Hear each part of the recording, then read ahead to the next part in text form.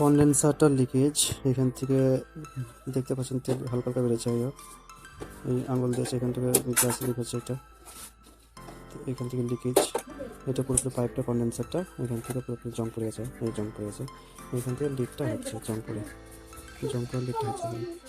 এই গ্যাস বেরোচ্ছে, না বুঝতে পারা যাচ্ছে। এই গ্যাস বেরোচ্ছে, ওইখান থেকে গ্যাস বেরিয়ে যাচ্ছে। এই গ্যাসটা ওইখান থেকে বের হচ্ছে, আর এখান থেকে লিক।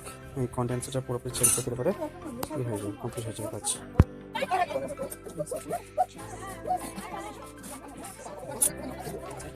পাইপটা এখান থেকে জং করবো, ব্যাস জং থেকে।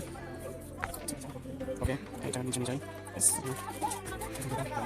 কনডেন্সার লাগানো হলো, লাগানোর পরে এখানে এটা ফিল্টার, কনডেন্সার জয়েন্ট, এখানে গ্যাস আছে, গ্যাস লিক হচ্ছে, গ্যাস লিক এখানে হিটিং ঠিক আছে, হিট ঠিক আছে,